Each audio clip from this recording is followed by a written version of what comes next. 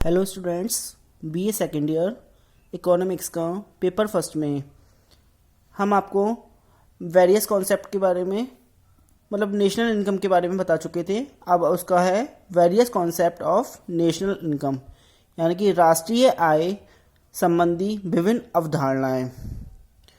इसमें number first है gross national product, यानी कि कुल राष्ट्रीय उत्पाद। किसी देश का कुल राष्ट्रीय उत्पाद जीएनपी एक वर्ष की अवधि में चालू उत्पादन के आधार पर बाजार मूल्य पर उत्पादित वस्तुओं और सेवाओं का माप है, जिसे मुद्रा में व्यक्त किया जाता है। अब सुनिए, किसी भी अर्थव्यवस्था की आर्थिक प्रगति को जानने के लिए कुल राष्ट्रीय उत्पाद का प्रचुरता के साथ प्रयोग किया जाता है।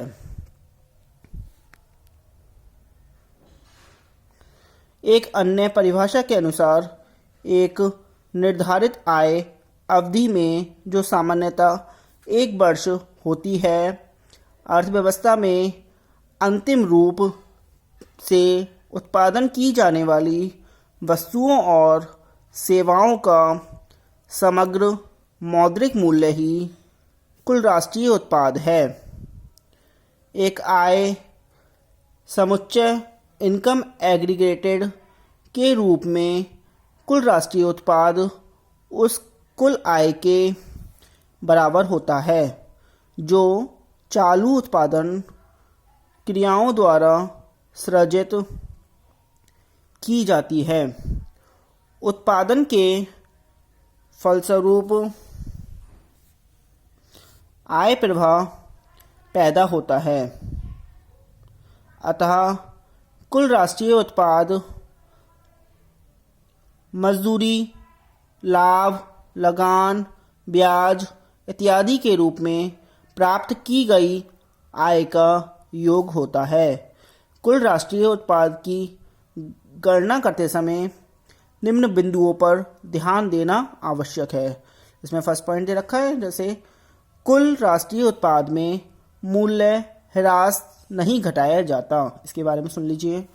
कुल राष्ट्रीय उत्पाद में कुल ग्रॉस शब्द महत्वपूर्ण है।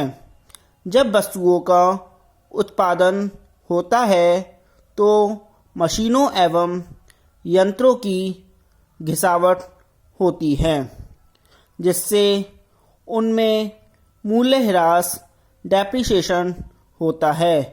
किंतु जीएनपी यानी कि ज्ञात करते समय उसमें से मूल्य ह्रास अथवा प्रतिस्थापन लागत को नहीं घटाया जाता है। मूल्य ह्रास को एक उदाहरण से समझेंगे। मान लो एक कारखाने में एक मशीन की कीमत 20 लाख रुपए है, तो उस मशीन की प्रत्याशित आयु 20 वर्ष है, तो मूल्य ह्रास प्रति वर्ष 1 लाख रुपए होगा। सेकंड पॉइंट है, जीएनपी में केवल चालू वर्ष के उत्पादन को शामिल किया जाता है। जीएनपी में केवल चालू वर्ष का उत्पादन ही बाजार मूल्य के आधार पर शामिल किया जाता है। यदि हम 2010 का जीएनपी ज्ञात करना चाहते हैं तो उसमें केवल 2010 में ही उत्पादित वस्तुओं को शामिल किया जाएगा। उसमें 2009 की वस्तुओं को शामिल नहीं किया जाएगा। मतलब जिस साल का ज्ञात करना हो तो उसी साल का ही करना है शामिल, उससे पहले साल का नहीं करना, भले ही उनका विक्रय 2010 में किया जाए। थर्ड पॉइंट, जीएनपी का मूल्य मुद्रा में व्यक्त किया जाता है। अर्थव्यवस्था में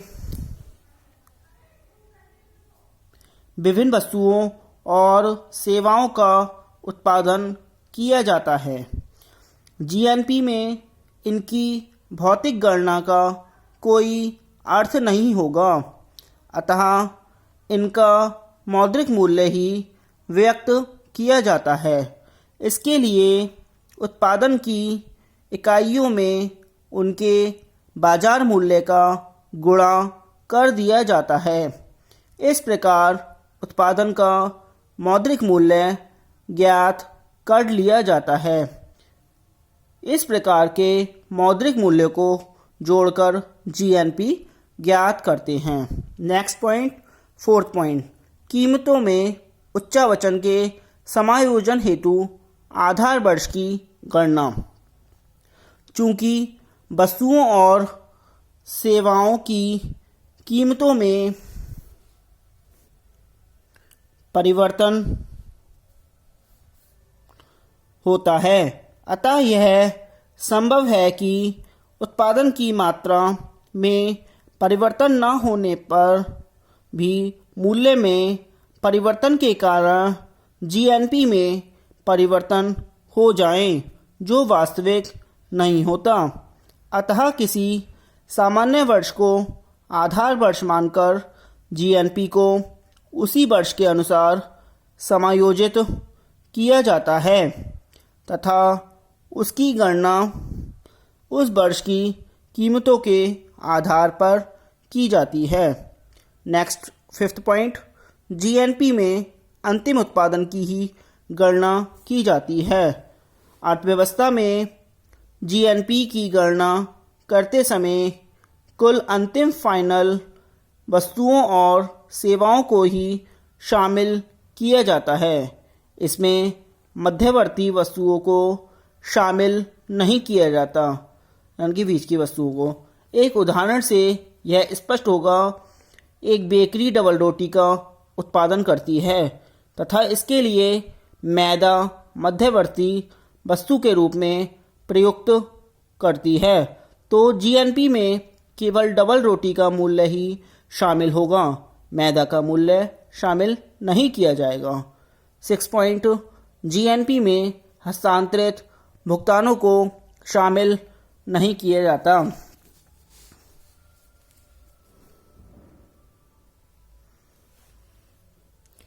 सुनिए, जीएनपी की गणना करते समय उसमें हस्तांतरित भुगतानों को शामिल नहीं किया जाता। उदाहरण के लिए बेरोजगारी भत्ता, वृद्धावस्था पेंशन, उपहार, अनुदान राशि आदि को जीएनपी में शामिल नहीं किया जाता, क्योंकि इनके बदले प्राप्तकर्ताओं द्वारा कोई सेवा प्रदान नहीं की जाती है और न ही इससे राष्ट्रीय उत्पादन में कोई वृद्धि होती है। 7 पॉइंट, निःशुल्क वस्तुओं और सेवाओं को जीएनपी में शामिल नहीं किया जाता। जिन वस्तुओं और सेवाओं को निःशुल्क प्रदान किया जाता है उन्हें जीएनपी में शामिल नहीं किया जाता। उदाहरण के लिए एक शिक्षक द्वारा अपने बच्चे को घर पर पढ़ाया जाता है तो इसे जीएनपी में शामिल नहीं किया जाता, क्योंकि ऐसी सेवाओं का मौद्रिक मूल्य ज्ञात करना संभव नहीं होता। नंबर 8 एंड लास्ट पॉइंट, गैर कानूनी ढंग से प्राप्त आय को जीएनपी में शामिल नहीं किया जाता। किसी देश में एक वर्ष की अवधि में जिन वस्तुओं 8 पॉइंट है, गैर कानूनी ढंग से प्राप्त आय को जीएनपी में शामिल नहीं किया जाता। जिन वस्तुओं का क्रय विक्रय, तस्करी एवं कालाबाजारी के आधार पर किया जाता है उन्हें 2 कारणों से जीएनपी में शामिल नहीं किया जाता। प्रथम, यह ज्ञात करना कठिन है कि क्या चालू वर्ष में इनका उत्पादन किया गया है, एवं द्वितीय, ऐसी अधिकांश वस्तुएं देश में निर्मित न होकर विदेश निर्मित होती हैं तथा उनकी तस्करी की जाती है। नंबर 2 आता है ग्रॉस डोमेस्टिक प्रोडक्ट, यानी कुल घरेलू उत्पाद। इसके बारे में सुन लीजिए पहले।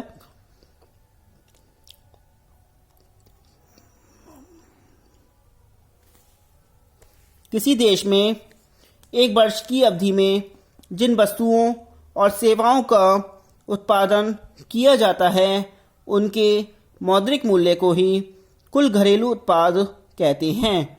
उल्लेखनीय है कि उक्त मौद्रिक मूल्य में से उस आय को घटा दिया जाता है जो हमारे देश में विदेशियों द्वारा अर्जित की जाती है तथा इसमें विदेशों से प्राप्ति को जोड़ लिया जाता है। इसे सूत्र रूप में निम्न ढंग से व्यक्त किया जा सकता है। इसका सूत्र दे रखा है, जैसे GDP is equal to GNP minus फिर ब्रैकेट में E माइनस आई, जहाँ GDP बराबर होता है कुल घरेलू उत्पाद और GNP बराबर कुल राष्ट्रीय उत्पाद, E बराबर निर्यात मूल्य और I बराबर आयात मूल्य। जिस अर्थव्यवस्था में आयात और निर्यात नहीं होते, बंद अर्थव्यवस्था, वहाँ कुल घरेलू उत्पाद कुल राष्ट्रीय उत्पाद के बराबर होता है।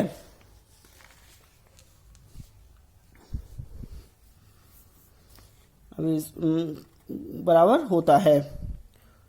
Number 3 point,